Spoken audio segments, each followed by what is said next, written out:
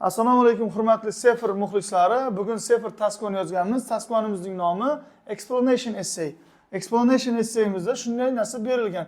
Siz deyapti, keyingi haftada yangi ishni boshlashingiz kerak.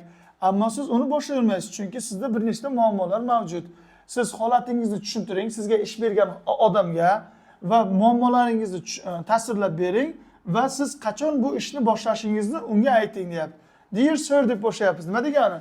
Aziz janob degani. Aziz janob, mening ismim Frank Roosevelt va men bu xatni sizga o'sha in regard to my joining date at your company next week. Mana shu keyingi hafta sizning kompaniyangizda ishlashni boshlash haqida yozyapman. Shuni maqsad qilib yozyapman. Earlier I was working as a test engineer in a company. Bundan oldingi ishimda men o'sha test qiluvchi muhandis bo'lib ishlaganman bir kompaniyada. Undan keyinroq men sizning kompaniyangizga ishga topshirdim hujjatlarimda. For the lead role, boshqaruvchi vazifasini egallash uchun. As awaited, I received the offer letter from your management asking me to start working from 26 April. Kutganimdek, men sizning o'sha boshqaruvchingizdan o'sha taklifni oldim. Ya'niki men ishni 26 aprel kuni boshlashim kerak ekan. Unfortunately deb boshlayapti, chunki mana muammoni tasvirlab beryapsiz-ku mana.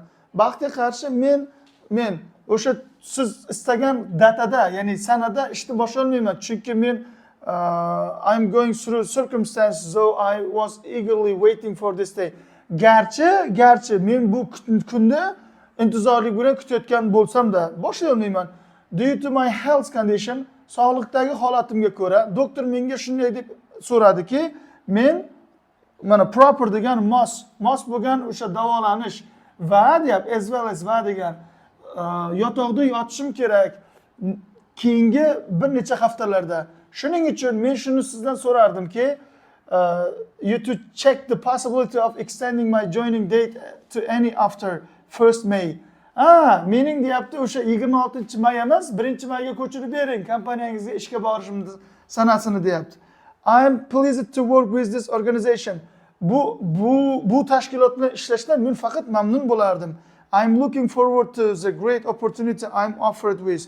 Menga taklif qilingan taklifda qabul qilishni intizorlik bilan kutyapman. I hope you can understand my inevitable situation. Kindly consider the request and do the needful.